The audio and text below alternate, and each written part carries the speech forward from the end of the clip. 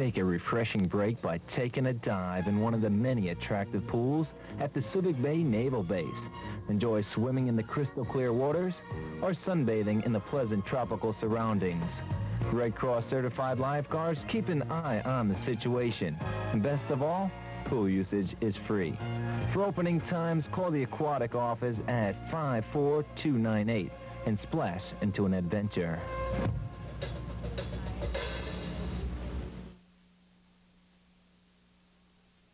Your award-winning news, sports, and entertainment connection. This is the Far East Network, Philippines.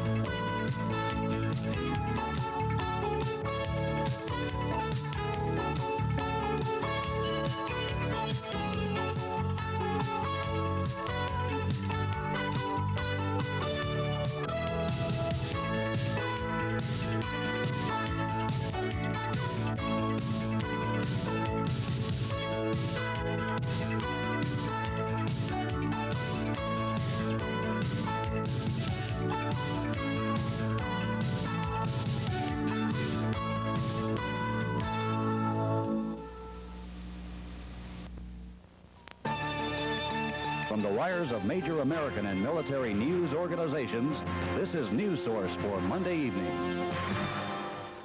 Good evening. Headlining the news tonight, military officials say 7 Marines died Saturday when their helicopter crashed on a fog-shrouded hillside in southern Japan. Their copter went down about 30 minutes after takeoff from a Marine air station in Iwakuni, Japan. Just what caused the accident is still under investigation. In other Marine news, there will be a new assistant commandant come Friday. Lieutenant General Joseph Wendt has been nominated and confirmed for appointment to General and as the next Assistant Commandant of the Marine Corps. Locally, according to a report from United Press International, Philippines President Corazon Aquino is taking steps to reassure Filipinos worried about the prospect of a U.S. withdrawal from the Philippines. President Aquino says she is pursuing a self-reliant defense program to lessen dependence on Washington and says the Philippines Armed Forces are attempting to implement a program to manufacture their own war materials. Sir, I relinquish command. Sir, I assume command. These words open new doors for military leaders. Air Force Sergeant David Mitchell reports from Camp John Hay. An Air Force officer's life is filled with changes and challenges. 2 leaders, Lieutenant Colonel Selectee Leon Walker and Major Robert Plunkett, took steps into their future Friday during the change of command ceremony at Camp John Hay. For the officer relinquishing command, it's a time to remember. Sir, I assume command. It's been a tremendous tour for me, and it's the results of many fine people. It's the result of the leadership, for example, that we had from Clark, the community leaders, both within Benguet and within Baguio City. And the working relationship that we have had has been very, very good. They continue to support the programs that we have. And John Hay has established a tradition of excellence. They set the standard, I think, for the rest of the Air Force to follow. And it's been an ongoing tradition for many, many years. And I assure you that Major Plunkett will carry on that tradition. And for the assuming command, it begins a period of adjustment and learning. I'm very honored to assume the command of the 60th 20th Support Squadron of Camp John Hay. It's been a goal of mine in the career ever since I left the Citadel to assume a command, and I'm achieving that goal today, so I am very honored for that. After the formal ceremony came the traditional placement of the new commander's nameplate and reception. I appreciate it. Bye-bye. Thank you. The challenge is here and now. Air Force Sergeant David Mitchell reporting for the News Source. Also at Camp John Hay, Filipinos and American NCOs shared in the festivities of song and dance. They were honoring employees for a job well done.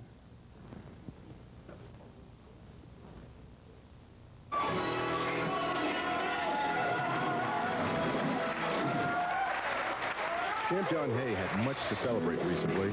The base residents took time to thank scores of employees at the 5th Annual Employee Appreciation Day. It was a day filled with music, dance, and good food.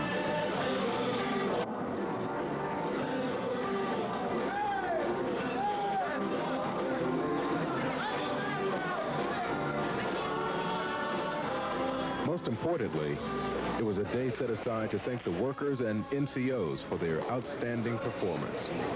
Air Force Sergeant David Mitchell reporting. Tonight, Sergeant Kay Olry is with us to continue our Mission Focus series on U.S. facilities in the Republic of the Philippines. Sergeant Olry? Thank you, Sergeant Fletcher. Our series continues at Wallace Air Station, home to almost 200 Air Force men and women, professional, dedicated, and the mission is radar. Wallace Air Station is located on the shores of the South China Sea, about 3 hours by bus from Clark. But it's not all beach parties and palm trees. Home to the 848th Aircraft Control and Warning Squadron, the people here have a big mission to provide air defense for the Philippines. While air defense is the responsibility of the armed forces of the Philippines, U.S. forces assist Philippine forces in accordance with established agreements. Well, the responsibility of Wallace Air Station in the 848th is to provide the commander of the Philippine Air Force and the commander of 13th Air Force with a capability for air surveillance, basically of the South China Sea. Today I have my surveillance section, and they man the scopes, the radar scopes 24 hours a day, and their primary job is to look for any aircraft entering or heading into towards the Philippines. If they can't identify the aircraft, they turn it over to the Philippine Air Defense Task Group for identification and, if necessary, interception. The weapons section talks to pilots and directs them to the unidentified aircraft. Tomorrow, we'll talk about other missions Wallace performs. Those other missions include simulated and live exercises, Top Brass New Boy, and also Typhoon Radar Warning. But we'll talk more about those tomorrow night. All right, thanks, Sergeant Olry. Stay with us. We'll have the weather with Tech Sergeant Chris Anderchek when the news source continues.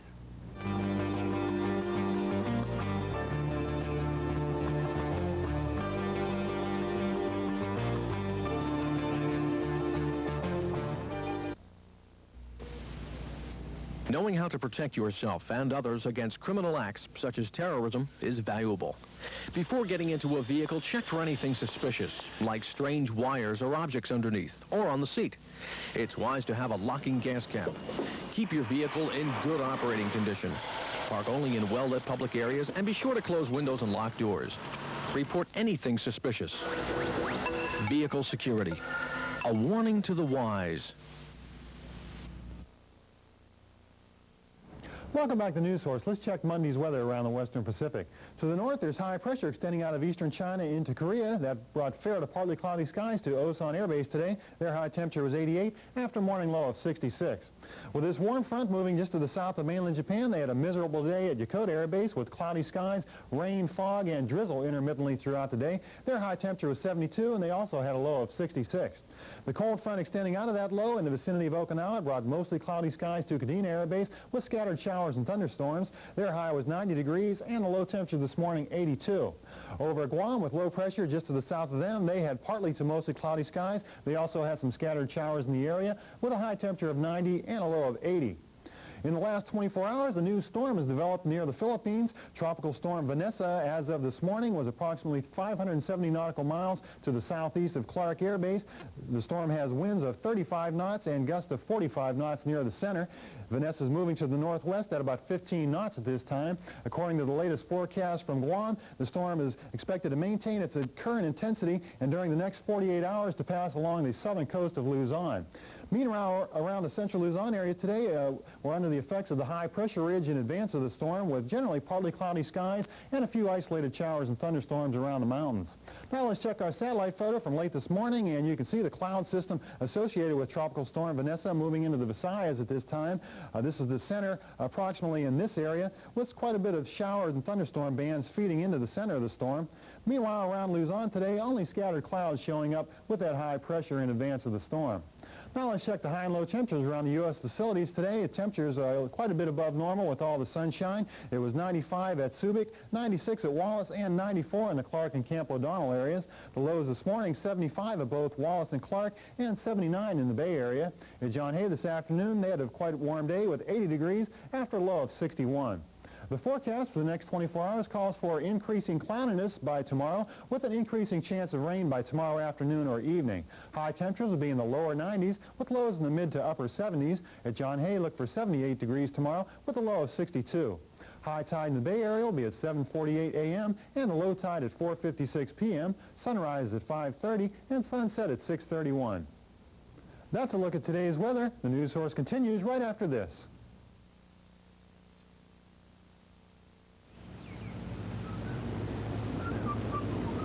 To deal with the problem. The legal ceiling won't be exceeded until September. If the readjustments were to begin next month, the impacts would range from about $9 a month for an E3 with dependents to $23 a month for an 06 with dependents. Tonight, Sergeant Kay Ulrey continues her special series on the mission of Wallace Air Station. Hello, Sergeant Mitchell. Hello. Tonight we'll take a look at other missions that Wallace performs. Along with the day-to-day air defense mission, Wallace gets involved in several exercises each year, both simulated and live, including New Boy, Top Brass, Cope Thunder, and Combat Sage. During Cope Thunder, the operations section supports the 3rd TAC Fighter Wing and other units by providing weapons controller support. What that means is that they provide friendly pilots information during dogfights about enemy positions. 040, 30 south. The operations section also tracks typhoons and provides information to other U.S. facilities in the Philippines.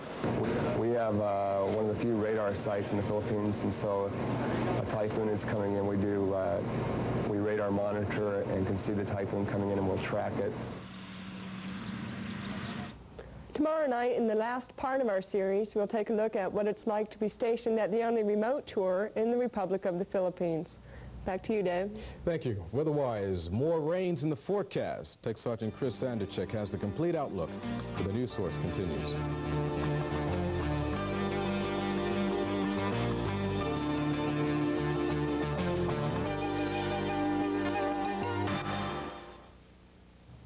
Good evening. Topping tonight's news, the Athens car bombing. According to the Associated Press, the U.S. military attaché to Greece, who was killed by a car bomb yesterday, is identified as Navy Captain William Nordine. Captain Nordine was driving to work when a remote-controlled car bomb was triggered, blowing his car off the road as he drove past. The force of the explosion sent the captain through the car's side window and into the front yard of a house. The blast was felt for miles around the area, and as of this report, there's been no claim of responsibility. The mine-damaged U.S. frigate, the USS Samuel Roberts, should be on its way home this week. The frigate was damaged when it struck a mine in the Gulf near Bahrain April 14th as it attempted to back out of a newly laid Iranian minefield. 10 crewmen were wounded in the blast, which brought U.S. reprisals against U.S.-Iranian oil platforms. That started day-long naval clashes where 6 Iranian vessels were sunk or damaged. According to the Associated Press, the ship will first go to its home port at Newport, Rhode Island, and then to a main shipyard. The advent of the computer has affected our lives in one way or another, and in our next report, Sergeant Mike Coles has details on a newly designed computer program that could possibly be applied to enhance training Army-wide. Artificial intelligence, is it science fiction or everyday reality?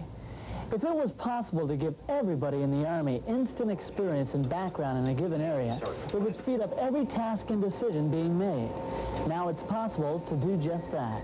An expert system enables a person to pass on the knowledge that they have gained to an inexperienced person utilizing computer technology.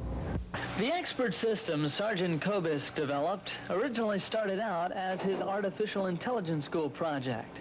It's now the first of its kind in the Army personnel community. Greatly enhanced the training area, passing on knowledge in developing and mastering different tasks. The ability to sort paperwork more quickly and efficiently is another benefit of this type system, and that's something the entire Army is interested in. Right, that's Sergeant Mike Coles, Washington. Marines going to the field will find their MREs, or meals ready to eat, more tasty. That's because Marine commanders can now supplement the ration package with hot beverages, soups, and canned or fresh fruits. Before, regulations prohibited supplementing MREs with government funds. Now a special food allowance is being authorized under certain conditions to provide a ration package which is optimal nourishment in any climate. Officials also report Army Research Institute found 1/3 of the MRE package wasn't being eaten by troops. And according to the Air Force Times, Navy men serving aboard ships are less healthy than adult men in the general population because they smoke more, sleep less, and eat more often between meals. The results are based on a study by the Navy Health Research Center. Among the almost 1,400 men surveyed, blacks, officers, and better educated enlisted men had better habits than other naval groups. On the positive side, the study concluded that Navy personnel get more exercise and control their weight better than other men in the adult population of the U.S. As part of our Mission Focus series, Sergeant Kay Olery has been with us this week, focusing in on Wallace Air Station. Tonight, we take a final look at the little base with a big mission. Thank you, Sergeant Mitchell. As with any base, many people are involved in seeing that the mission gets done each day. Wallace has to do it with a lot less people than most bases. Wallace Air Station is the only remote tour for U.S. military members assigned in the Republic of the Philippines. It's small. There are approximately 200 people stationed at Wallace. Besides the primary mission of providing aircraft control and warning for the air defense of the Philippines, several support units help to make the mission possible. Radar maintenance, a detachment of the 1961st Com Group, known as Operating Location F, 2 medics, police and fire departments, MWR, and many behind-the-scenes personnel. Being so small and remote creates problems most of us in the Philippines don't have to deal with. The difficult thing about being here and being remote anywhere is that remote means unaccompanied, and we don't have our families with us. So being away from your family is a hardship under any circumstances. There's a good side, too. We have a very good working relationship with the people in San Fernando, La Union. So there are things that our people can do off base. We've got safe housing areas. So we have some distinct advantages, and everything's on a smaller scale. We don't have the problems that are inherent with an operation the size of Clark. The men and women of Wallace Air Station, definitely the few, doing their mission with pride. I'd like to thank all of the people at Wallace who made my stay so much fun. They're really a great bunch of people. Thanks a lot, Kay. Still to come, the Asian Pacific and local weather forecast. Tech Sergeant Chris Sandercheck is next as we continue.